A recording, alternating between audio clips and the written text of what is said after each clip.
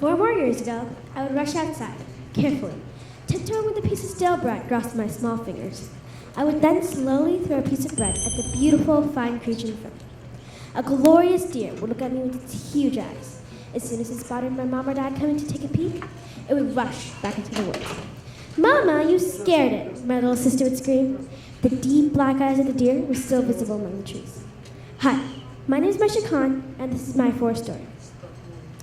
Tissues, napkins, papers, toothpicks, and probably in your house are all made of trees. They're essential for survival, but many of us are forgetting that us humans are not the only beings that need trees to survive. Not only do all living organisms need oxygen that trees provide, but our animals need them for food and shelter. One example is the deer in my backyard, or the deer that were in my backyard. Just a few years back, the deer would come to graze and eat grass. There was wood behind my house that would spread around the neighborhood. There would be a family or a few families of deer who would live in the woods. Me and my sister would feed the deer bread. We loved it. But in just a few years, our special pleasures slowly disappeared. So much that my little brother never got the chance to experience the pleasure. Why? Well, that's because they've been cutting down forest patches / trees near my house. The deer's habitat grew smaller and smaller and smaller until it was too small for them to live in. The few deer families that had lived there had either fled or died. It makes me upset that our country's wildlife are losing their homes. I want to help our country's bears, birds, frogs, and especially our deer. So what can I do to help? Forget about me. What can we do to help?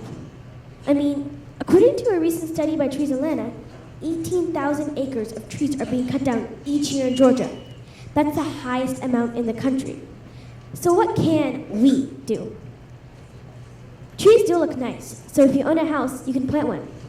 They're inexpensive and for the most part, build themselves. Another option is to donate your time or money to nonprofit organizations such as TEDxAmana, One Tree Planted, and Trees for the Future.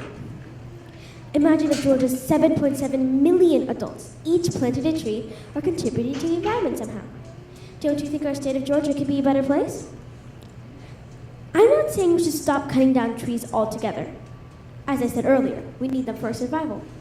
But I'm saying we should control our mass exploitation of trees. Consider better non-tree, environmentally friendly options. Here are my top 3 rules for sustaining our trees and our animals. Number 1, love Mother Nature and she'll love you back. Number 2, treat her how you want to be treated.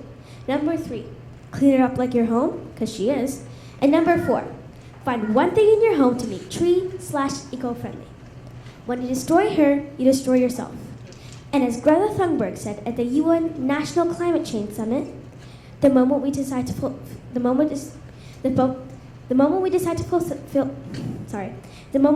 fulfill something, we can do anything.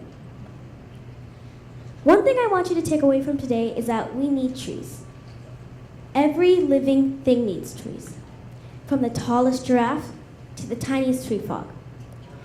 And if money is the only thing you care about, I'd like to remind you that money is derived from a plant. Trees are really everything, and it's our duty to preserve them. Thank you for your time, and have a nice rest of the day.